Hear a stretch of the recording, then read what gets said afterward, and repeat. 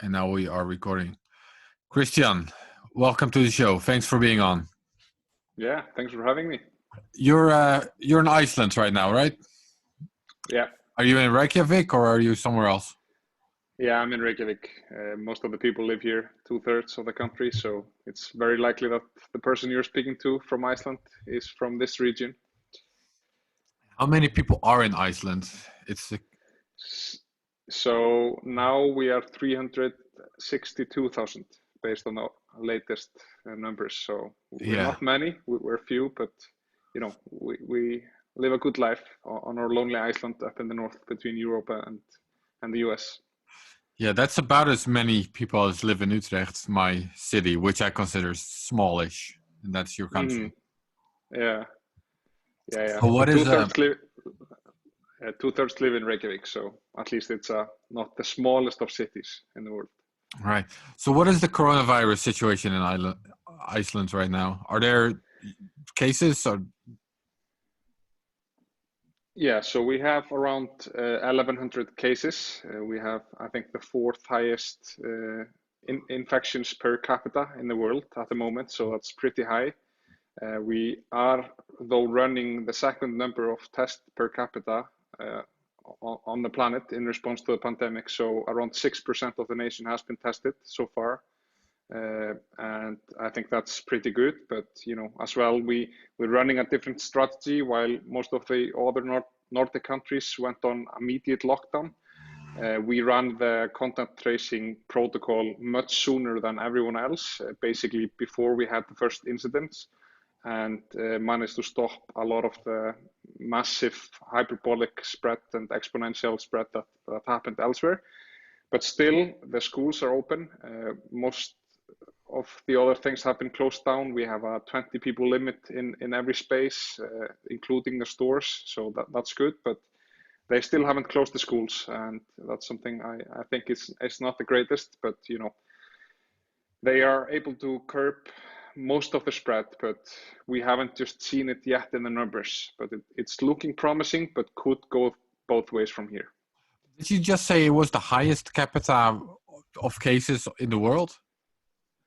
It's the fourth, I think. You know, the small islands, San Marino, the Faroe Islands, and Iceland, we have had the biggest infection count based on per million people. That's we usually own that reward, per capita reward. It's a very Icelandic reward, but you know, we are a very rich nation, and we were actually the first country in the world that announced that the Alps were a dangerous place to be in, and I think that was on the 5th of March, before everyone else started doing it. And we have so many people that go skiing every year.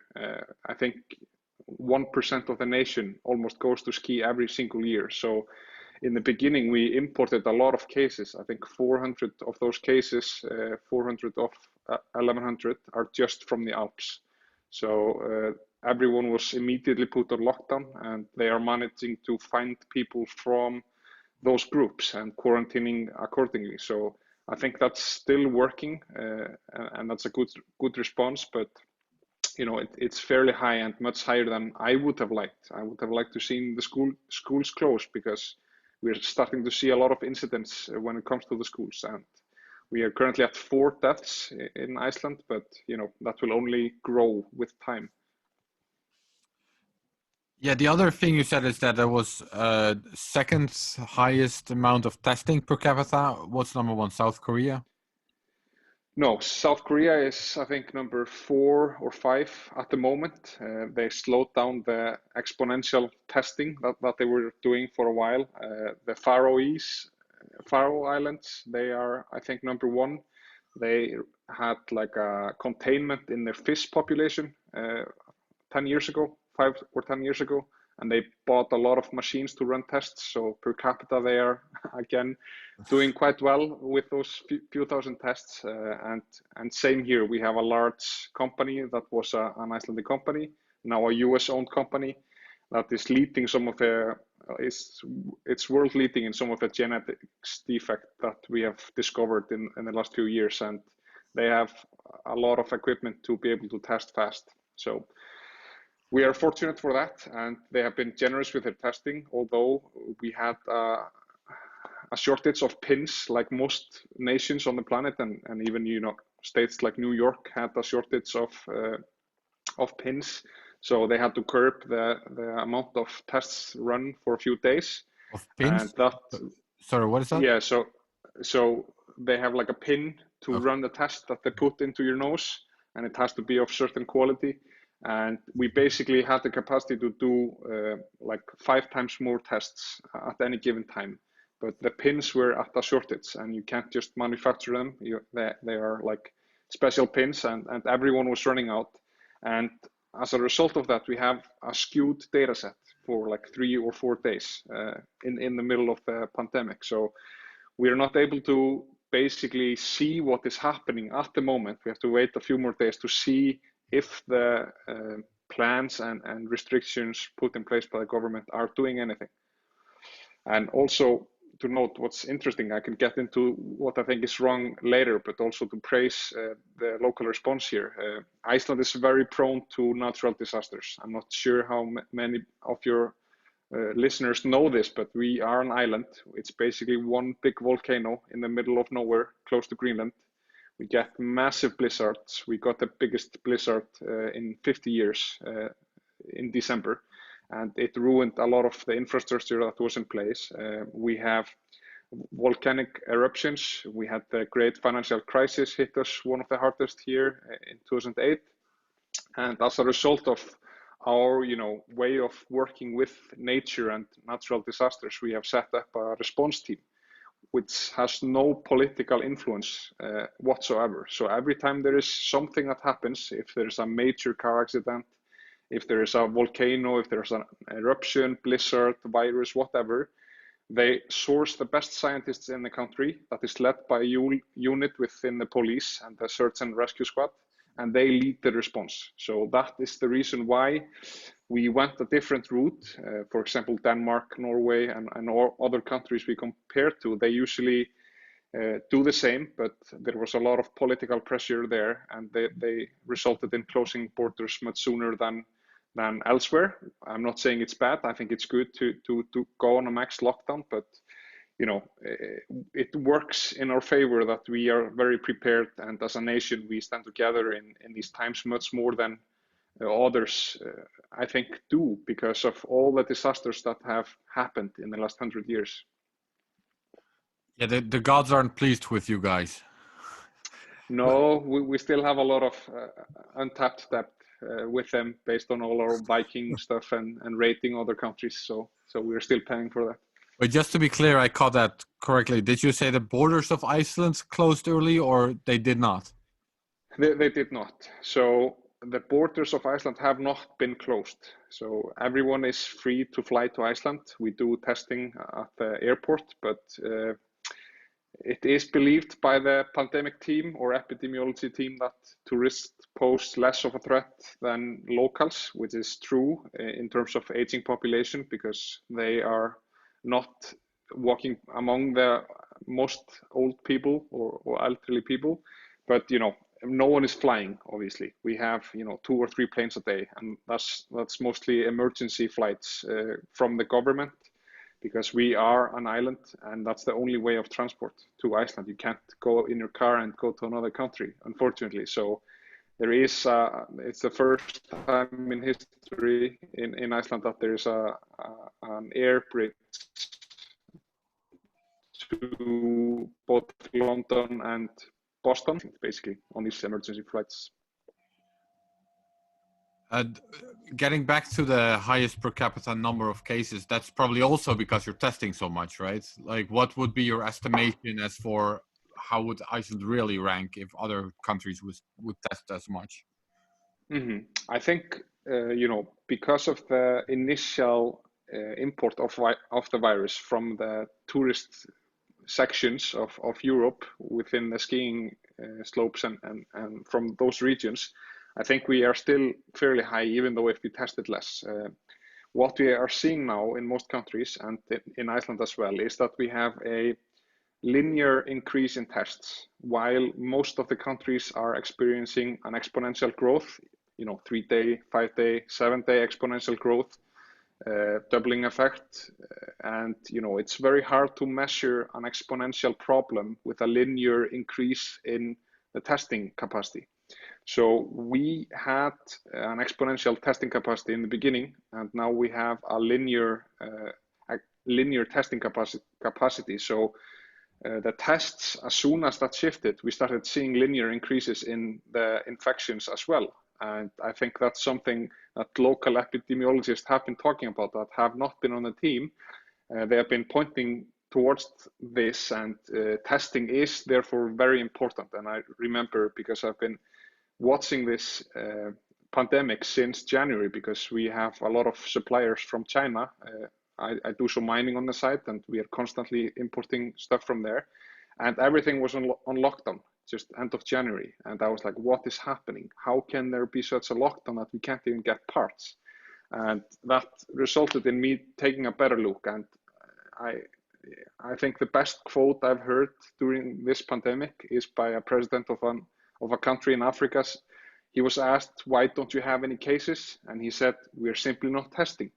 So like, it goes hand in hand. You of course find more with more testing, and it's probably much widespread than people think in every community. Doesn't matter. I mean, in Iceland, it could be 5 times more of a problem in terms of, we have 1,000 infections. We may have 5,000 people infected in the country, while elsewhere you might have 10 times or 15 times, just because they're testing less.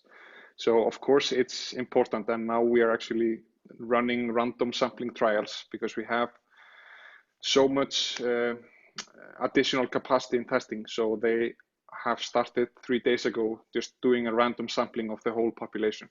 And I think that's important as well, but we can only see what will happen.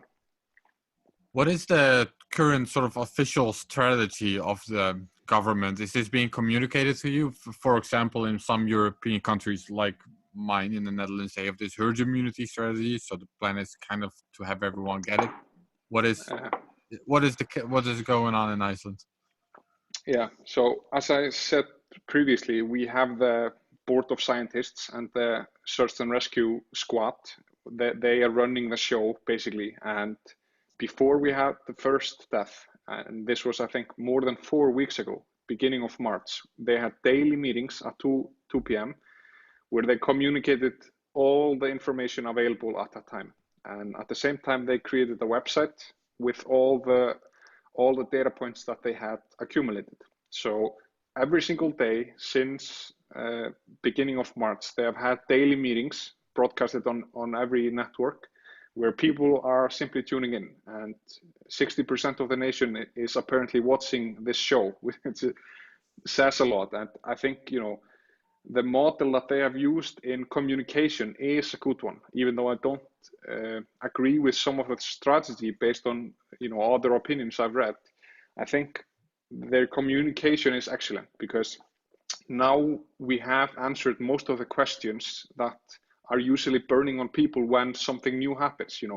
What happens when the first death happens? That was a question that was asked a few weeks ago. What happens when we get maxed out at the ICU units? That was a question that was asked, way back. So I think the panic, people are panicking less as a result of the communication that happened way in the past. And I think a lot of nations are having a problem with this. I'm not going to name anyone specifically, but most is reactivity, while they were trying to be, ahead of the curve. And so I would say, it's fully transparent. No one has been finding any hole in the data sets they're providing or anything. So I completely trust the data, and we know they are doing a lot of testing. So the data set is nice, but then you can argue, what does the data mean? And that is the main question in the country right now. And strategy-wise, like, do you have this herd immunity strategy or something else, or? I would say we have a mix. So they basically surrendered to the virus, saying that many people will get infected anyway. There's nothing we are able to do about it. The head of the team, which is the head of epidemiologists in Iceland, leading from the health department. He basically claimed that it would be too costly for the economy to basically close everything down, which is something that I don't think he should be saying. That's a political choice. An epidemiologist should absolutely try to stop every spread that he or in his power is able to stop. And then the politics have to examine what the economists are saying and then compare those two and make a plan forward.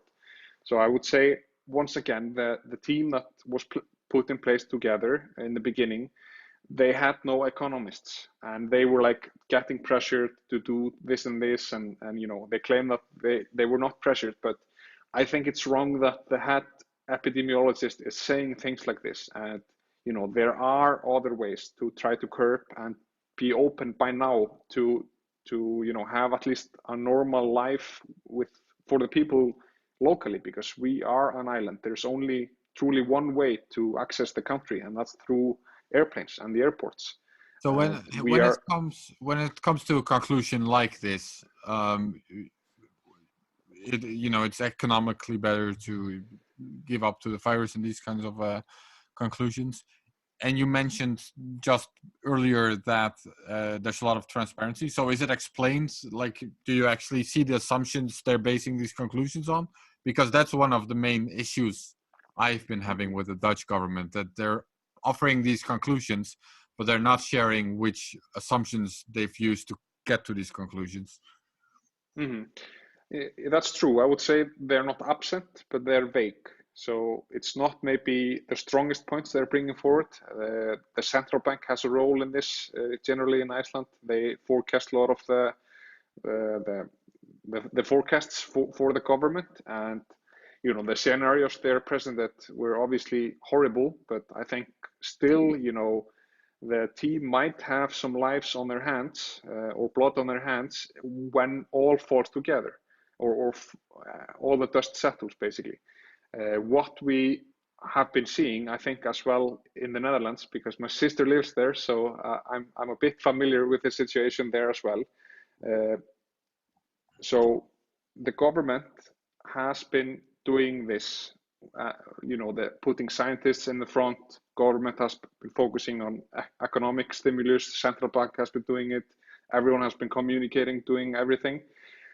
But speaking out against what is being done has been very criticized. So if you have a criticism of what is being done, you're basically attacked from every front, from people who you thought were friends, from intellectual people, even if you are not saying, the strategy is wrong, just saying like we need to go further. And people are saying, to people that are claiming we need to do more, like closing school, which has been the biggest argument because it's proven to work. All the papers, or most of the papers, claim that it works to curb the spread, but they say it's too high of a risk for the healthcare workers and the important workers in our society. But just do something for them. Make a special unit of care for them. But this is not good, because we live in a democracy, and of course no one is forced to do anything, like we see in Hungary now, where they proposed laws against speaking out against the virus. But at the same time, you need to be able to communicate directly, especially since you can read the graph both ways at the moment. In 7 days, we will probably have, an absolute curve, either bending down or going steeper up. But at the moment, it can't be debated, and it could have been debated for the last 10 days. So not closing school is an argument we should have gone and had more information on, like why is it not being done and who is responsible? Because now also, which is not good, if something fails, and we will see in 2 years that 10 people died or 50 people died or 200 people died unnecessarily, who will get the fault of that? And it won't be the government and the politics, because they are just doing this, like, the scientists are doing it. So, it's debatable, but, everyone can have an opinion, and that should be okay, and it should be able to discuss it. And for me personally, because I've been early in this and I've been just isolating at home and bought months of food, because we live on an island in beginning of February, so I was not hoarding when it was bad because supply chains were already running quite fine. I had been having conversations with people just like, be prepared for the unexpected. Like the economy will take a hit. Just watch the numbers out of China. Many people are going to get sick, blah, blah, blah. And no one was paying attention. Everyone was attacking me for being an alarmist. And I'm usually not a person who is like going head against someone, just trying to be, hey, choose if you want to read this science from this scientist or not. I don't care. I'm just trying to help. But everyone has been criticized more than they should, I think. Yeah, it sounds pretty familiar. So what exactly is the status in Iceland right now? You mentioned schools are open. What else? Are people allowed to go out, and are stores open? So obviously the pharmacies and the stores where you buy food, they are open, and they have a limit on how many people are able to go in, and they have procedures, and they've closed every other teller basically so that you're not within 2 meters. And we have the 2-meter rule enforced in every state of the country. So you can't have any single place outside or inside that you are staying within 2 meters. Of course, within your home, it's okay, but we have a 2-meter rule. Schools are open. Every industry that is touching people, like people giving haircut, nail salons, and all those industries have forced to be closed down. And most companies are just working from home. We are a rich society. Most of our GDP now comes from working at computers. So people have just been moving home to do most of their essential work, and others have not been able to do so and have been forced to close down anyway. So most of the society is closed down at the moment. There are no gatherings allowed unless there are fewer than 20 people, and they enforce the 2-meter rule. So I think it's good, but still would want to see school closure as well. All in all, it sounds pretty similar to the Netherlands. Okay, I want to get to a different point. So you already mentioned the economic stimulus. These kinds of talks are going on, and one of the topics you've been hearing now is things like a digital dollar, or like a digital central bank currencies, these kinds of things. In Iceland, you've already had this, sort of. Had auroracoin, is that how I pronounce it? Yeah. But, how did that go?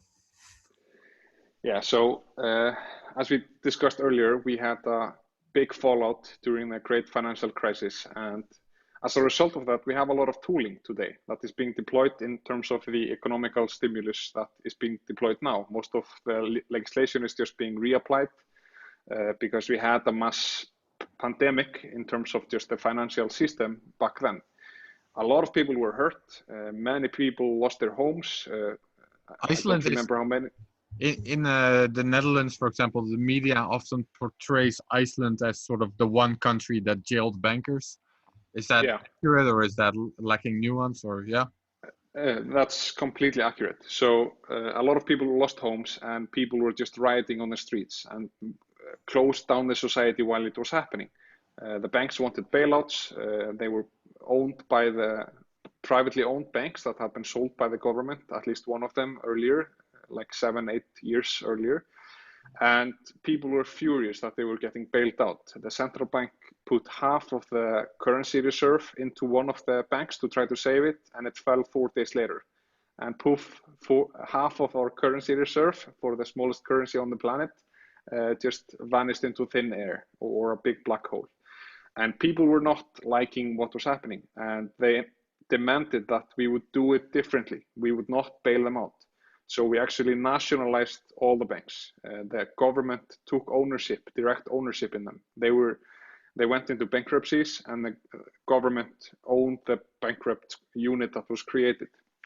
And actually, as a result, no money by the government was lost on this rescue mission. So it took, and it still like some of the banks haven't been completely sold off, but all the assets have had backing based on the liability that was open. So instead of having like a massive GDP debt to, you know, in the financial of the government, we don't as a result of that. We put 36 bankers in jail.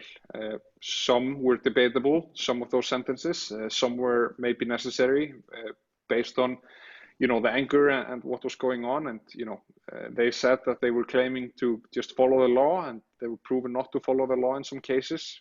Since then, we have had some issues with jurisdiction within the highest courts of Europe, the Humanitarian European Court, where 2 or 3 of those were deemed illegal. But most of the cases still... What does Iceland have to do with European courts?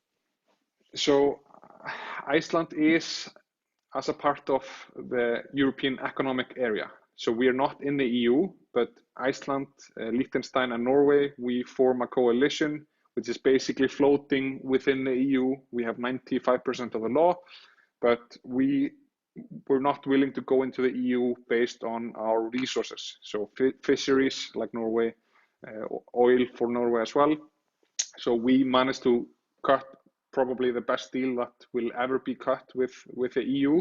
We see, you know, the UK doing the same now, but we basically are within the system. We don't have voting power, but we get all the, you know, bureaucracy in terms of legislation, highest courts, all reside in Europe.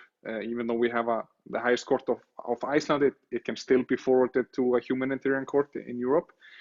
So some of the cases went there and were lost by the government, but, you know, majority, probably 30 of those 36 cases held, and people went to jail. They had to go to jail. So, you know, it's probably good that, you know, we managed to close that wound, because it was a big wound. Iceland was completely thrown under the bus by all of its neighbors, except for the Faroe Islands. They lent us, you know, massive amounts of money based on how many people lived there, and we're grateful. And Russia stepped in as well, which was unexpected. Probably their PR department running a big show, you know.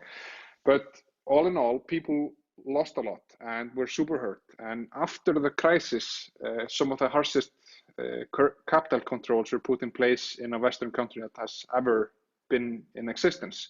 So, for example, in 2013, I tried to form a company in the US, a holding company for my startup. And we were raising capital in the States, and it was absolutely a necessity because people did not want to put money into Iceland. I can assure you that. And I had to break the law to move $500 to the States to buy assets in my own company, or options in my own company, because it was $500, and it was absolutely forbidden to move money abroad. Just 100% illegal and criminal, and you could go to jail. After that, we said to the central bank, because there was a clause in the law, because this was aimed at the bigger companies, not to just unwind and you know, leave the economy by doing a reverse merger or something else. And I had to apply for forgiveness, which costed me $8,000 and 9 months of effort with the central bank to basically forgive me and make the action legal. But that's how hard it was to move money abroad. And as a result, Icelanders with, you know, their house, their job, their car, everything in their pension, everything within Iceland, within the Icelandic krona currency, the smallest currency on the planet, were locked in this economy. So at the same time, Bitcoin, of course, came into existence, not with a lot of hype in the beginning, but in, you know, 2013, 2014, actually a lot of people took interest in Iceland, in Bitcoin.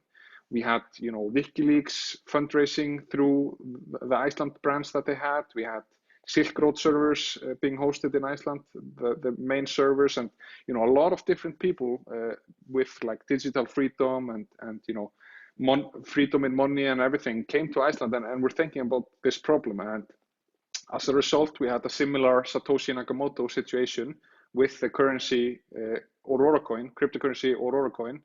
It was fork of Litecoin in the beginning, but the idea was basically to unwind Iceland from the currency control situation that was basically enforced on us.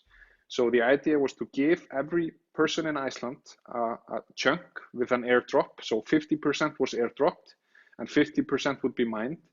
and everyone could claim their aur, which was the currency abbreviation.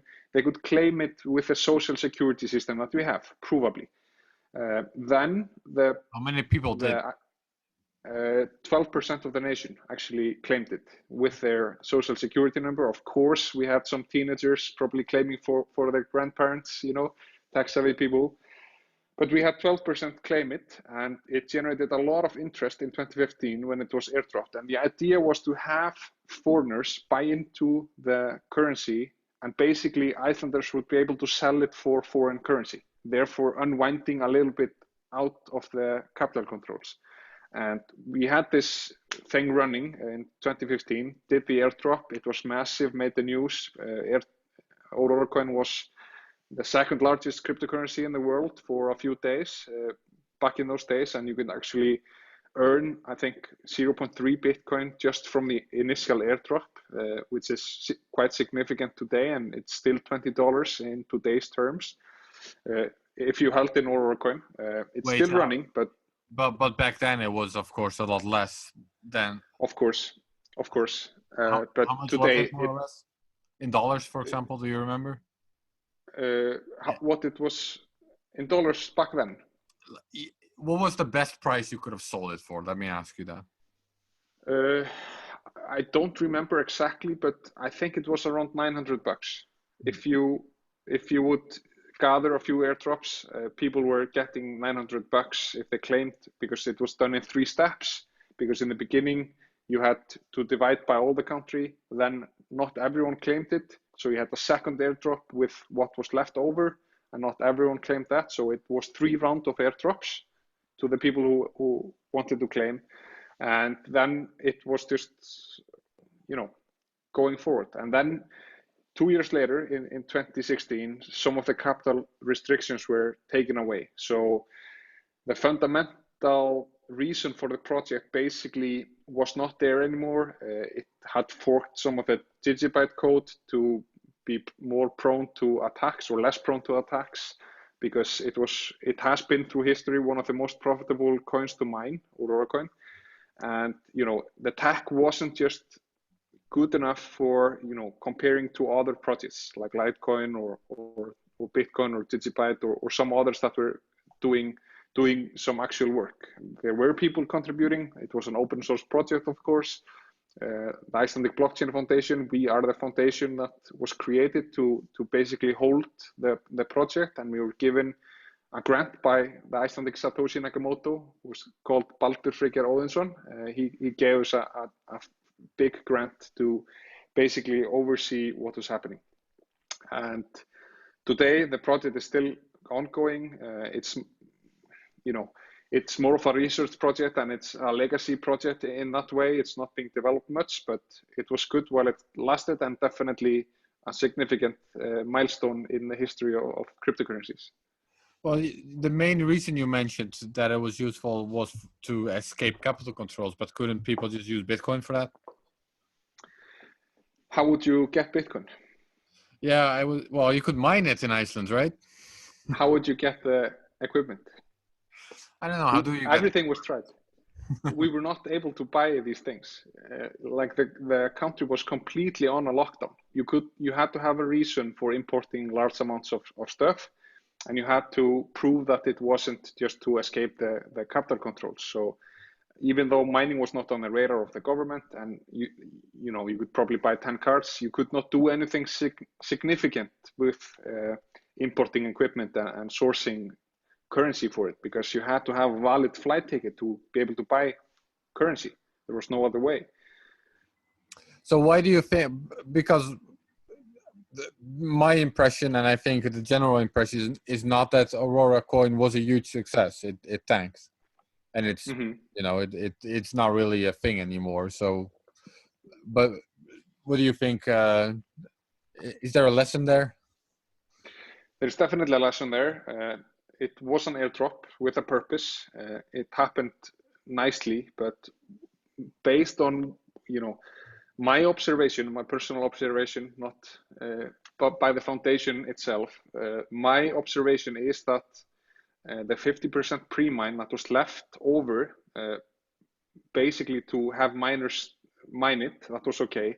But the 50% that was airdropped, it was not fully airdropped because people were not claiming all the claims. Everyone was not claiming. So what happened was that it built a lot of hype. A lot of people believed in it. It had the same approach as Satoshi Nakamoto by having an individual no one knew, everything was fair, above the ground, good reasons, save the country, save the world, blah, blah, blah. But it took many months for Baldur Frigger Óðinsson, the creator, anonymous creator of, or pseudo-anonymous creator of auroracoin, to burn the coins that were left after the airdrop. So we had tens, so it was 21 million. We had millions of auroracoin that sat in a wallet that was still controlled by something else not than blockchain. Or a blockchain technology. So it was on a server by a wallet that was connected to the system that did the airdrop, and it could still be exploited by the person. So a lot of people on the forum started attacking the author of the project, saying like, hey, what is the plan? Are you gonna sell them on the open market? We're starting to lose hope in the project. But at that point, disappeared. No one could reach him. And then I think 8 or 9 months after all this debate happened, the coins were probably sent to a burn address, all of the coins. So if that had happened at the same day that the criticism came in, maybe we would have seen a different world based on what happened. But that's only hindsight, and you don't know. But I think that was the biggest Achilles heel. And then the second blow was in 2016 when the capital controls were taken away. I think that was also a big blow. But here in Iceland, it caused so much awareness. It was constantly on the news. The financial minister, during the biggest financial crisis the country has seen, he had constantly to be commenting on how is this a thing? How are we stopping it? Blah, blah, blah. And they could not do anything, as we know. So it was a big success. And today, I think Iceland has one of the best knowledge per capita of cryptocurrencies as a result, because they remember at the back of their mind that some nephew made, $500 or $1,000 or something of some internet money that they didn't believe in, and now they see Bitcoin doing the same thing, and they're like, hey, I've heard about this, why don't I participate or do something? Yeah, and I already briefly mentioned it, but mining is big in Iceland as well right now. And did you say you were a miner? Yeah, I do some mining. So that it's multiple percentages of the total hash power is all in Iceland, correct? Not today, but for many years we had 8-9% of the hash rate coming out of Iceland. It's quite significant. Even when Ethereum came out, we had some early Ethereum people as well. We had few percentage of the Ethereum network as well coming out of Iceland. And as a result, we calculate that 7% of all mined Bitcoin in the world originates from Iceland, or from computers located in Iceland. And I think this is not a widely known fact. In the beginning, we had some early entrepreneurs as a result of this capital controls and just how completely broken the financial system was in the eyes of the people. People did not believe in anything, like still do. They don't believe in the system that has been resurrected from the ruins of those times. So a lot of people went early. They saw nature, green energy, affordable prices, cheap cooling or free cooling, because you just pump in the cold, awful air that we have here all year around. And with that, people started doing gigantic mining. We have Genesis Mining, they have been here for long, Bitfury also publicly, and others have not been here publicly, but we pretty much have all the biggest brands in mining in Iceland, and have had them for some time. Why not anymore? We still do.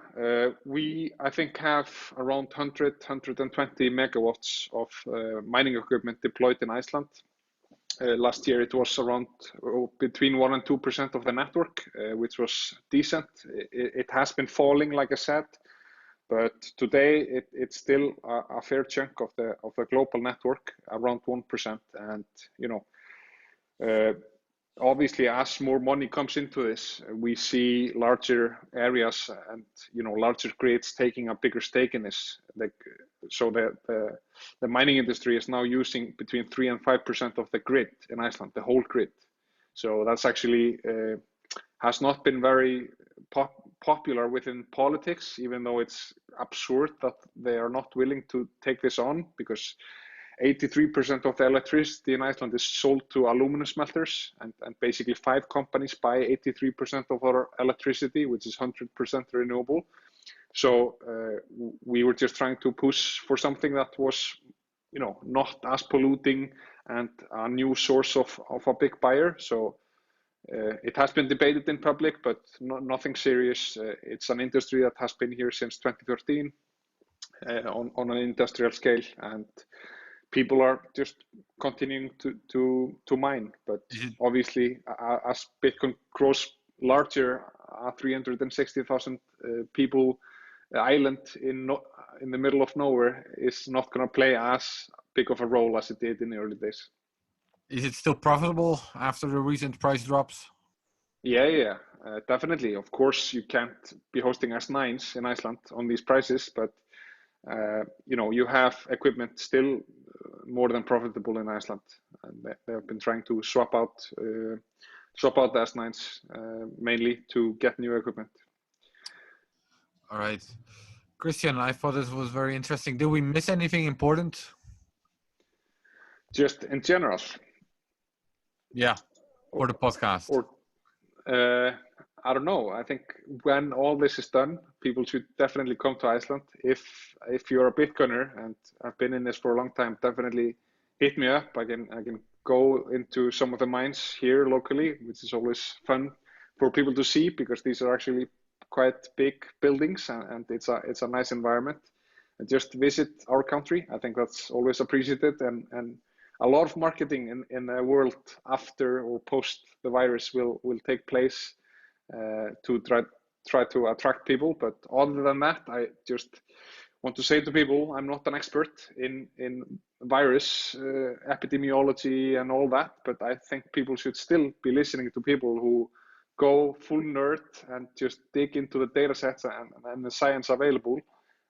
I recommend everyone to shelter in place if you're able to do it. It's hard for many, and it's actually absolutely a privilege, but it's not something you should just think about after the government starts telling you, because like in Iceland, we are a free country, as free as it gets, basically, with rights, women rights, data protection rights, and every rights that is now being pushed elsewhere.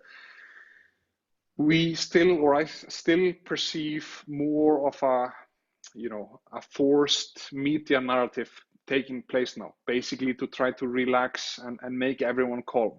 And during pandemics and situations like this, the government will have to withhold information from you. It's just a natural fact. Otherwise, it's going to cause a panic. So don't wait until, if you're sitting at home in a country which has not been hit hard yet, don't listen to them saying you don't wear a mask or you should just go out with friends. Be prepared. See what's happening elsewhere. We don't see a situation happening usually where you can just model your pain based on the pain that happened in another country like Italy in a few weeks. So be prepared.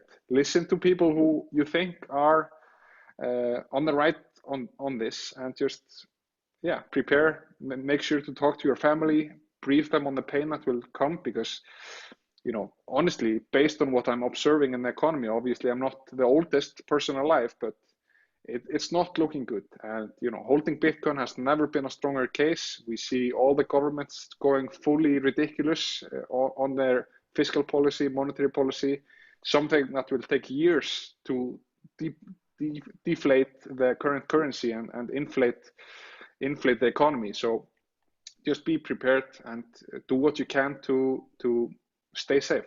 I think that is probably what we missed. Awesome. You stay safe as well, Kristjan. Yeah. Thanks for being on. Thank you for having me on. Yeah, thanks. It was fun.